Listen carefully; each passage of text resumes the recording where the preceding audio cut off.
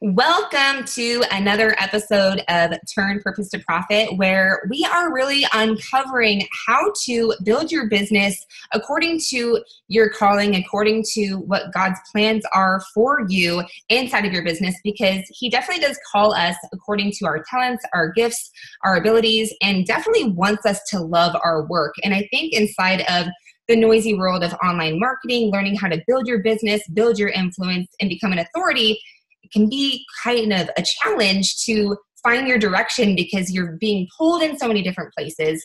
And so I wanted to gather experts that have been doing this and doing it very well for years and years to ask them their secrets, ask them their advice, and help you learn how to build your business by design. And today I am so excited because one of my most favorite people is here, Justin Prince, who literally has a resume a mile long, but he is definitely the face of a multi-million, $100 million company, and is also an author of the book Change Your World: 5 Steps to Unapologetic Success, and is also a member of John Maxwell's Advisory Council, top speaker, influencer, father, bodybuilder. Am I leaving anything else out here, Justin? You're way too kind. Look, I'm a person that's passionate about people. I'm passionate about my wife and my kids, and I'm passionate about helping people to unlock the greatness that's within them. So that's probably sums it all up. Well, I love it, and I'm so appreciative that you are here today, because when I think of Justin Prince, when I think of you, I always think of two words: influencer and leader. You have such a leadership quality about you, and it's no surprise that you're actually part of John Maxwell's advisory board because of that. And that's definitely something I want to touch on here today inside of our talk. But why don't you, obviously there is a huge story behind all of your accomplishments. And I am, a lot of times people look at certain people and think, oh my gosh, they just have it all together. And how do they manage to make everything seem so easy? And I know there's a backstory there. I've heard a lot of your stories and the struggles and the things you've gone through. So why don't you take us back a little bit to the beginning of where all of this started and how you got to where you are? Well, first of all, I'm so honored to be on with you. I love your passion and vibrancy and just the way that you go out and serve people at a high level. So I believe that, like life, as you know, it has the dream, the struggle, the victory. And so sometimes we have big dreams and we hear of victories, but we forget that there's a struggle that's equal to or commensurate to the size of the dream. So in other words, you have a big dream, you sign yourself up for a big struggle, and you sign yourself up for a big victory. And so with my story, I'm from Salt Lake City, Utah. My wife and I have 4 kids out here. And when I was 12, my parents got divorced. Kind of had a middle-class family. My folks got divorced when I was 12. I moved 13 times the next 7 years from 13 down to, 19 or so. And was making pizzas at age 16 for my friend's dad's pizza company. I was lining ditches with rocks for my dad's construction company at 18. And when I was 21, I started working at the mall. And Jen, I tease people. I say, do you guys remember the mall? Like a long time ago, we all used to go to this place when the Amazon was a river called the mall. And we would hang out. And I was the guy in the kiosk of the mall, like the one in the walkway, right? Mm-hmm. And I sold cartoon animated Bible movies. I was the guy who's trying to pull you over, and you're like, sweetheart, don't look at him. Don't look at him. That's right. You knew that if you looked at me, I would pull you into my kiosk and sell you cartoon Bible movies. So the good news with that job is I learned sales. I learned direct-to-consumer sales. I learned how to present and how to sell. But I always had kind of bigger dreams and bigger goals. I had no college education. From the day my wife and I met to the day we were married was 3 months. I never thought I'd be that guy, and I was that guy. And then about a year and a month later, so 13 months total later, we had our first baby. And so I was kind of a young dad early. And so I had all those pressures of like, hey, let's go figure this thing out. Let's go. I got to make a living for this family. I was introduced to being an entrepreneur when I was 25, and I always had kind of big dreams. I always had big goals, but I thought I just need the right opportunity. I remember saying to my dad, I was like, how do you find like the next level opportunities? Like, you just keep doing what you're doing, it'll come to you. And so I remember thinking, like, what if this is that thing? Like, what if this is the thing that I knew that if I ever got a chance, I'd go for it?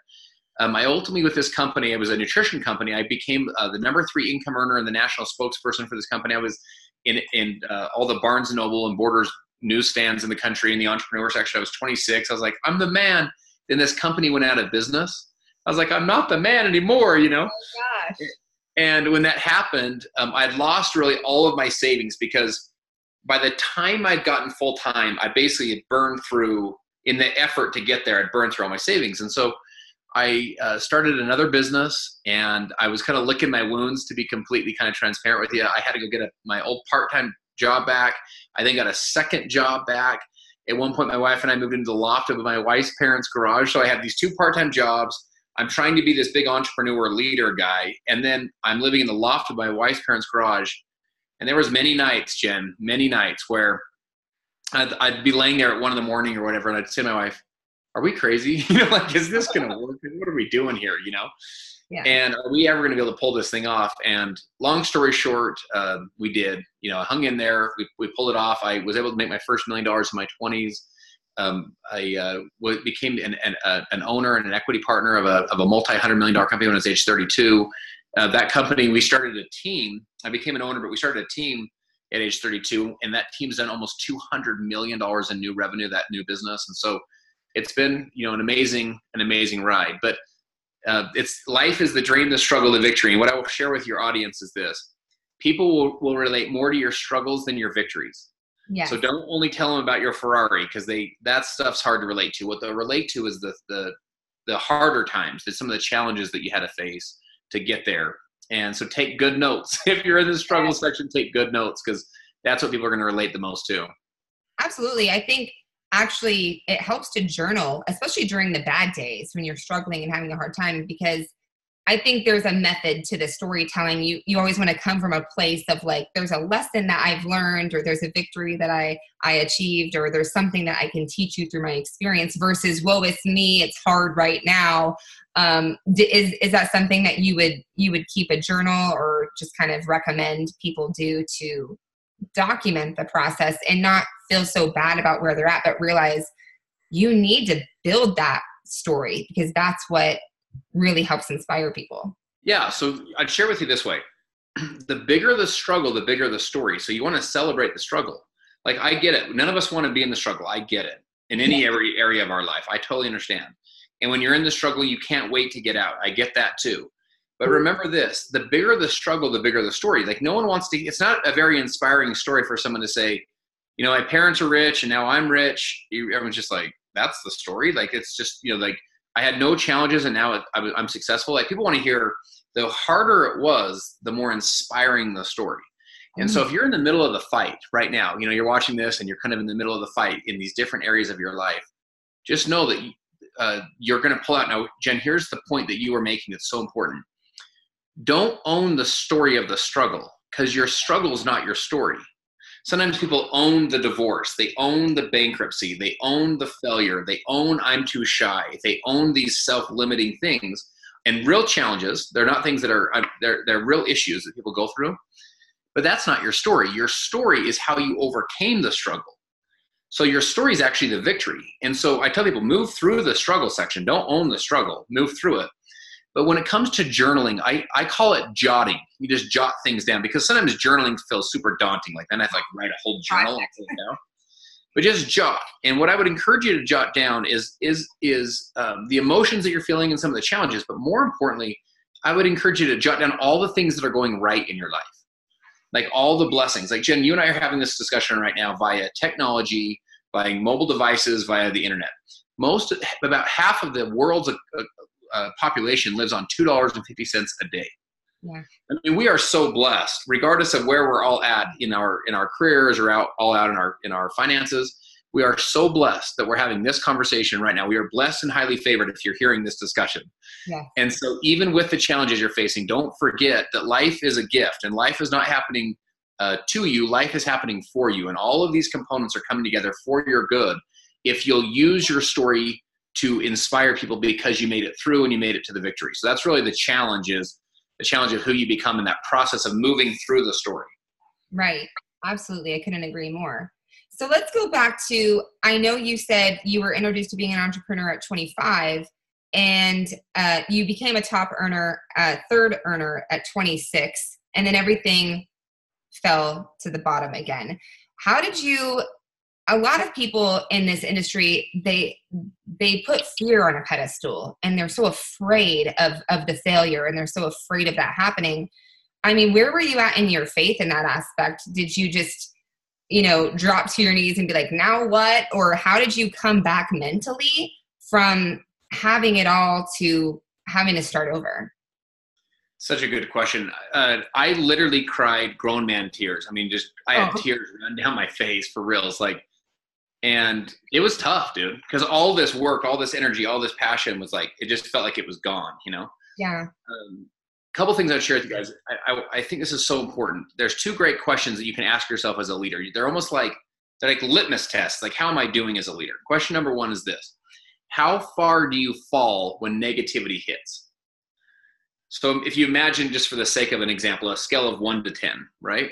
Something happens in your life, whatever it is, a failure of a business, financial ruin, bankruptcy, your wife cheats or your spouse cheats on you, you get in a car accident, something happens, bam. When that happens, how far do you fall emotionally? Like, how far do you fall apart? We've all seen people that had addiction issues or had these different challenges in their life, and they fall all the way to rock bottom. Like, they don't stop the fall until they are on the gravel of the rocks. The second question you can ask yourself is, how long am I going to stay down? Yes. So it's how far do I fall, and then how long do I stay down? Going back to this example about rock bottom, I know people, I'm sure all of your listeners do too, where we know someone in our life that something happened a year ago or 5 years ago or 10 years ago or 20 years ago, and they've never recovered from that. And by the way, I'm not minimizing the effect of the challenge they went through. What I am saying though is, my whole thing is, how far do I fall? How long do I choose to stay down? There's a great formula that I use. It's what's called E plus R equals O. So E plus R equals O is events plus response equals outcome. So we're not, the first thing we can learn is that the E doesn't equal the O. The events don't equal the outcome. Right. The response equals the outcome. And we can't always control the events, and we also can't always control the outcomes. But what we can always control and reclaim our own personal power is to say, you know what, I am in control of my R's. I'm in control of my response. Yeah. And I share with people that leaders don't react, leaders respond. So when challenges happen, we don't react to the challenge, we respond to the challenge. We take time, we press pause, we get our minds right, we think about the right response, and we don't just go out there reacting to life, we respond to life because we choose that response. And big E's, big events and big outcomes require big R's, big responses. So for me, that was the first thing. Now I want to share this with you too, Jen. Being an entrepreneur is hard. Your audience is out there in the fight, right? We're on the front lines of the marketplace. We're talking to people. Sometimes they're nice, sometimes they're mean, sometimes they see what we see, sometimes they don't. It's challenging. And, but I also want to share this. One of my good friends said to me one time, he said, Justin, he said, he gave a speech. He's on CNN, Fox News, CNBC, MSNBC. He's a famous historian, so he's on all the time. And he gave a speech once, and someone walked up to him after, and they basically were calling him out on a speech saying, they said, you have to go through hell to succeed. Yeah. And he said, you're right. And they kind of took him back like, you're right. He said, yeah, you're right. You do have to go through the hell to succeed. He said, but you have to go through hell to fail too. He said, so if you have to go through hell either way, you might as well get something for it. So the point that I want to share with you is it's worth it. The fight's worth it. For me, it's kind of like, what else are you going to do? You're just going to lay there in the dirt and the rocks and bleed and just complain and just cry? No, dude, don't fall too far. Don't stay down too long. Stand up, dust yourself off, pull some of the rocks out of your wounds and dust yourself off and bandage yourself up and go again. Get back on the horse and go again. So for me, it hurts your credibility. It hurts your credibility with yourself. It makes you question your decision-making process. It makes you feel like, people are going to make fun of you, which did happen to me. But at the same time, those setbacks are setups, right? You get set back, that becomes part of your story. The bigger the story, or the bigger the struggle, the bigger the story. And so I ultimately look back now, and it was one of the biggest blessings. I'll also share one other point, Jen, I think super important about that time, is I'm much more humble, I'm much more compassionate, and I'm much more caring because of that failure. Like your failures, it's like marinating meat. Like if you marinate a great steak, it marinates and it softens a little bit. Same with wine. It ages over time and it softens and it becomes better, more valuable over time. If I would have just been on a rocket ship and just, my business would have come together super fast, I don't know if I would have the same level of compassion for people, and I wouldn't be able to relate to their struggles and identify with them. So to me, getting back up off the ground, dusting yourself off, pulling the rocks out of your wounds and get going again, I only can control the R. And so for me, if I have to go through hell to fail and hell to succeed, I'd rather just go through hell and win, Yeah. And I think that's so great. Honestly, the failures, I embrace struggle and failure now, because what I've realized is God is way more interested in our character than our comfort. And he wants us to grow in our character. And we need to learn to develop good habits and be disciplined. And discipline isn't just in one area of life. How you do one thing is how you typically do other things. And for you, you're someone who is a thriving business thought leader, speaker. And what do you attribute, your results to, even in your health? And you do bodybuilding, right? Don't you do like I did one physique show, so I definitely can't be considered a bodybuilder, but I was the guy wearing the board shorts. I did it once. I had a goal and I thought, I'm going to do this, and I went for it. But I would be like probably offending all true bodybuilders if they call me a bodybuilder. But it takes discipline to do all of those things. So what are some practical ways people can start to really learn to develop better habits, discipline, and leadership? So I'll share with you a couple that are just really practical that you can literally apply today, instantly. The first one is focus. What's killing most of our futures right now is distractions. It's just lack of focus. I'll give you guys a tip that will help you.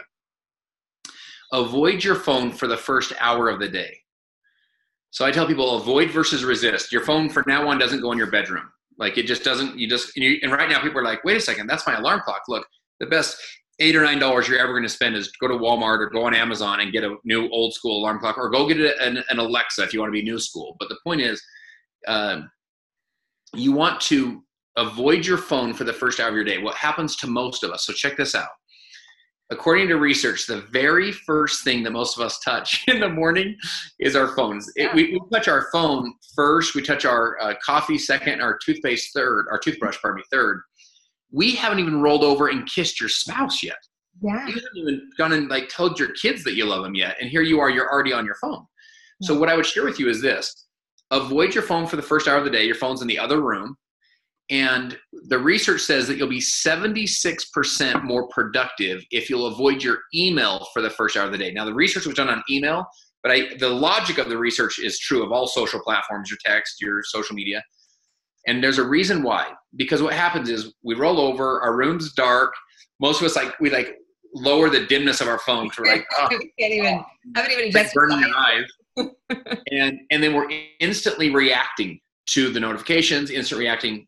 Have you guys ever had that thing where even if you haven't unlocked your phone yet, you just see the notifications, the text, the emails, the Facebook, etc., and your mind is reacting, even though you actually haven't with your thumbs reacted yet. In other words, you're like, oh my gosh, a customer canceled, or a team member quit, or whatever. You start all these different emotions and how am I going to deal with that? And the lady that's super dramatic in your team, she's being super dramatic right now, and you're like, oh my gosh, here we go.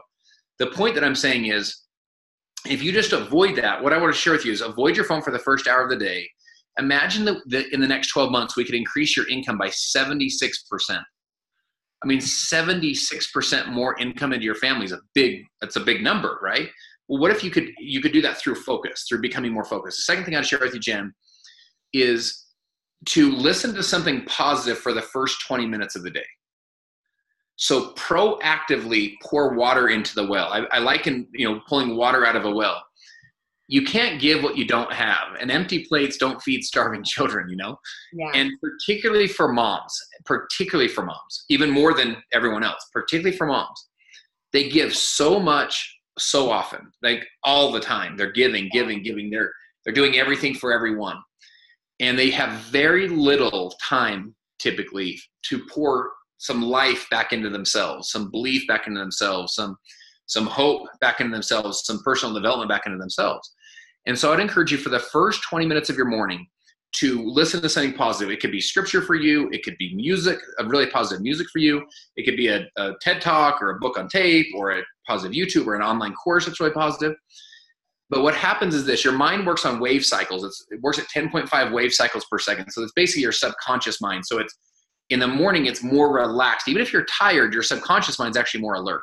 Yeah. And so I tell people, listen with relaxed belief, believing that it's possible for you. And you pour some water back into the well so that you can go around and give water to everyone else all day long. So you can't give what you don't have. You can't pour from an empty cup. You can't pour from an empty cup. And you can't go, in an airliner, they say, in case of emergency, gas mask, comes down, says secure yours first and secure everybody else. As a parent, you'd say, I'm going to secure my kids first. Right. Remember this: if we don't secure you, not only can you not secure your kids, you can't secure the elderly couple 3 rows back. You can't help the person next to you. Like, we need to help you take care of you so that you can then take care of everyone else and use your gifts and talents for everyone else. So those two things, avoid your phone for the first hour of the day, listen to something positive. And if someone right now is saying, well, how do I listen to something positive if I'm avoiding my phone? What I would share with you is you can open your phone, but don't look at any of the notifications. Go right to your podcast, go right to something that's predetermined. So you're not allowing yourself to, when I say avoid, what I'm really saying is avoid any sort of reaction to your phone. Most people live in a world of reaction and distraction versus intentional creation. Yeah. So you say, how do I change my life? How do I go to the next level of my business? How do I go to the next level of my marriage? How do I go to the next level of my physical fitness? The word is intentionality. Yeah. Become more intentional. When you become more intentional, you're less random and you're less reaction and distraction. And so you have intentional creation to create a life versus just react to your life all day long. So that'd be my simple, tip. Maybe I can challenge you a little. Like one thing that I did a long time ago is I turned my notifications off. Me too. All mine are. I challenge the audience to do that because no matter what, you will be in, you're allowing yourself to live in a reactive state if those are on. And I think there's a time and place to be reactive. Like you do need to be responding to people who are engaging with you, but you set the tone for when that happens. And the best way to do that is to just turn them off. And it's been a game changer. So check this out. All mine are off, all my notifications. Okay. And what I'll share with you is this. What the research says, if you ever been into what's called the flow state, where you're just like, bam, like bring it on, baby. Like you're just getting stuff done. Yeah. You're knocking out your work. You're just making things happen. You're changing people's lives. Like you're just in flow, right? What the research says is once you get into flow and you get distracted, it takes 23 minutes and 15 seconds to get back into flow. So think of this. The average teenager is sending and receiving 4,000 text messages a month. Yeah. Now, Jen, that's text. That's not including their Instagram, like all of the other platforms. So what that means is for most of us, we haven't been in a flow state for who knows how long because it's constant buzz, buzz, buzz, buzz, ding, ding, ding, ding. Yeah. Every time that happens and that distraction hits, it's like Pavlov's dog. We hear it. We instantly want to be like, hey, just let me hurry and check it. Let me hurry and check it. All of that drives us away from intentional creation, from intentionally creating the future that we want and intentionally creating the goals and the dreams and the visions that we know we can do for our lives because we're living in this world of constant feed of distraction through notification. Yes. Another thing I find too, and this was something I struggled with a lot, is that most people are solopreneurs. They're building their own business. They're doing their own thing. They don't have a team of people behind them to help take things off their plate, especially in the beginning when they're getting started. So what do you think the most important things are to focus on as a solopreneur? Because people tend to do what everybody else is doing. And they see people like you and they see other leaders that are just crushing it on all platforms and speaking all over and having time for everything else in life. And then it's like this immense pressure we put on ourselves when we're, maybe you're in a different space and you're just getting started and you don't have a big team of people around you to support that. So as a solopreneur, what do you think the most important things are to really focus on, to be consistent with, to start creating results to get there? Yeah. So Stephen Covey wrote a book called 7 Habits of Highly Effective People. And he has a line that I want to share with you. He says, the main thing is to keep the main thing the main thing. In other words, the main thing is revenue, is what generates revenue, what generates cash. So I'll give you as an example. I was in New York about 10 days ago with a gentleman named Brendon Burchard. Some of you guys may be familiar with him. He's a multiple times New York Times bestselling author. He's like one of the next generation thought leaders. And Brendon was walking through who you would need on your team to build kind of an online business. And the first 3 spots of who he said, he goes, all these people should be doing all day long. He goes, their only focus is driving revenue. That's it. Just drive revenue, drive revenue, drive revenue, drive revenue. Now, his point was, if you can't hire these 3 right now, then you do these roles. But he said, guess what? Your only focus is drive revenue, drive revenue, drive revenue. In other words, don't get on there and be like, I'm going to go build an amazing Instagram account, or I'm going to go build an amazing YouTube channel. Like, all of that may come, and that may be important at some stage. But right now, guess what the important thing is? Drive revenue, drive revenue, drive revenue, which is keep the main thing the main thing. I see people as they're building networks and as they're building teams, what they should be doing is the main thing they should be doing is basically exposing new people to inviting people to take a look at what you do. So in other words, recruiting people, whether it's as a customer to consume your products or someone to actually join your team. The point is, inviting exposures is the main thing. If you only have a certain amount of time each day, you don't have a team to do everything for you. What should you do? Drive revenue, drive revenue, drive revenue. Invite people to take a look at what you do. Invite, present, follow up, mentor, and coach. Like, there's only really a couple things that you should be doing.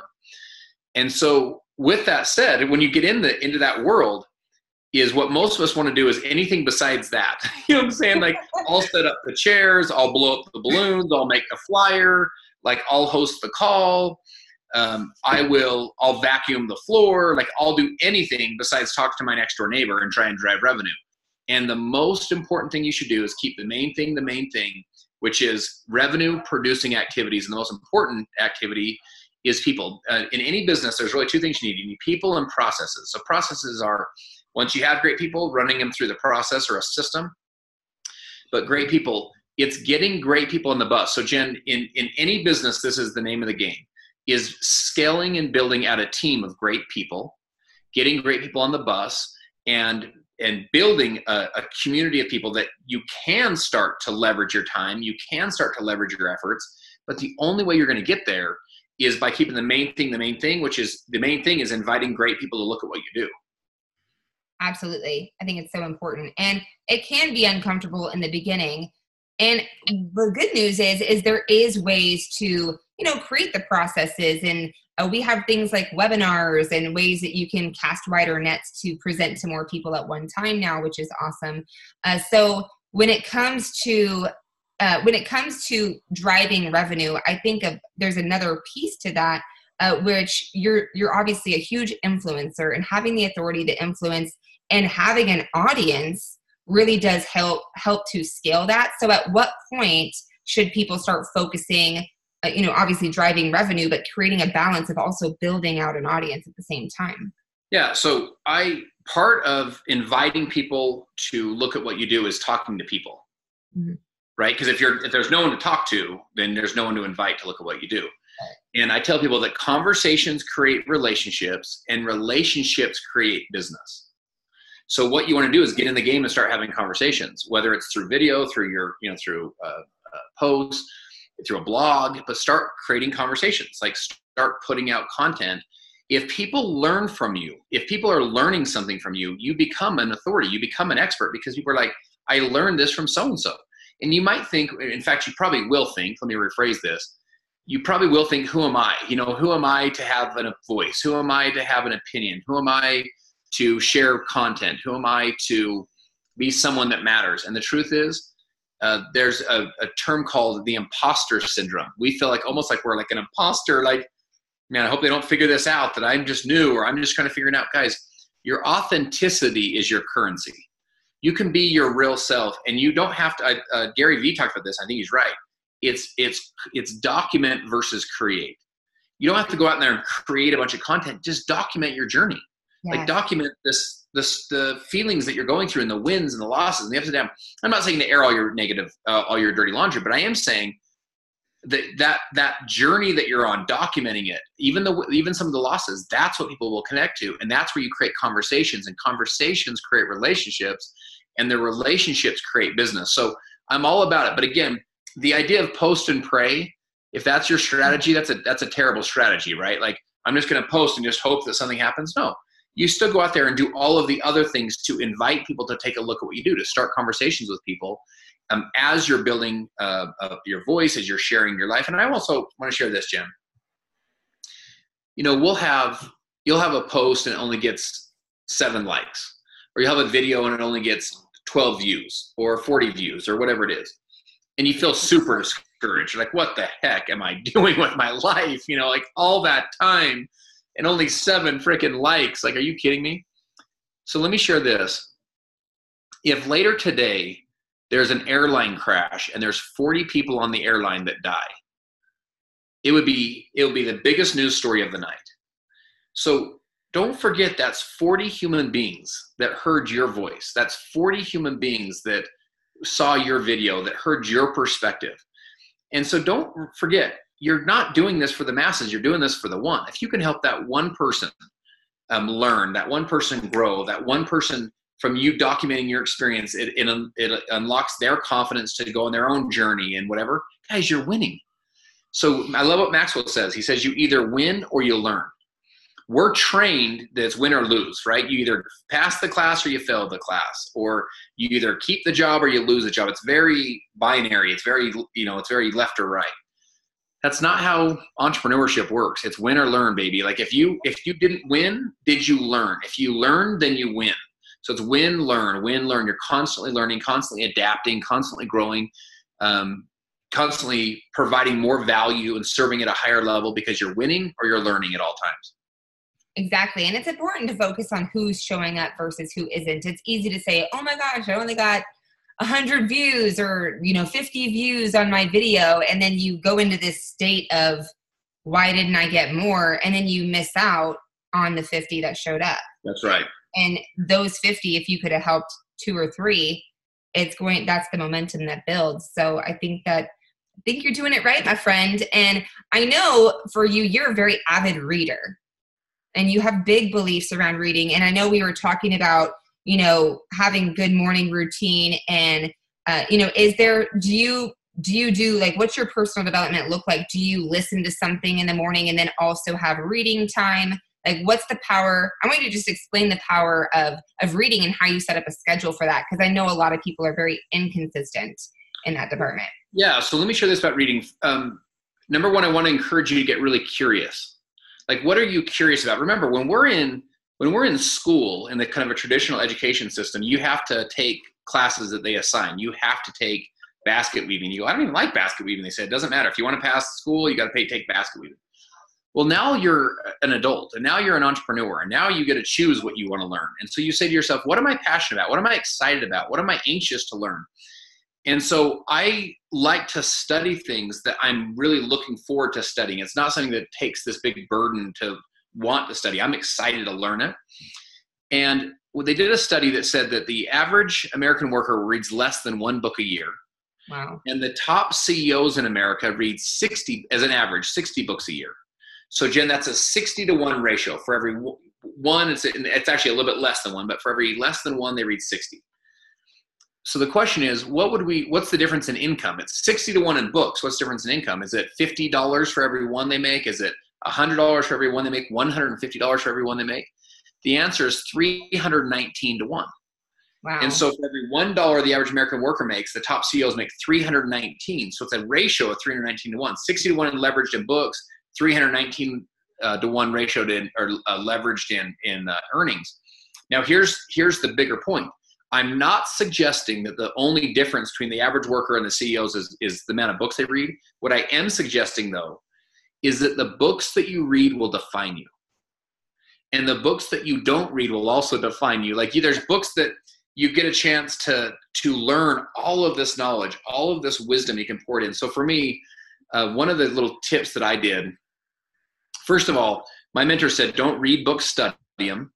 So my goal is not just the amount. Last year I read about 80 or 81 books, but it wasn't to me just about reading the books. It was about studying. I wanted to pull them out. I try and file and document what I'm learning so I can have stuff to teach. But also, I typically listen to 2 or 3 books at a time. I'm typically in 2 or 3 at a time. And there's a reason. Because I'll give you an example. A John Maxwell book, I won't listen to a John Maxwell book at the gym. Because at the gym, I would listen to more I like history. I'll listen to more of a history book. Because it's more of a story and it's more history and I can kind of just make it all come together. A Maxwell book I'll listen to when I can sit down in front of my notes, because you feel like every line the guy says, you're like, oh my gosh, let me hurry and write that down, You feel like you rewrote his book by the time you're done. Yeah. But the point is I take time to take notes.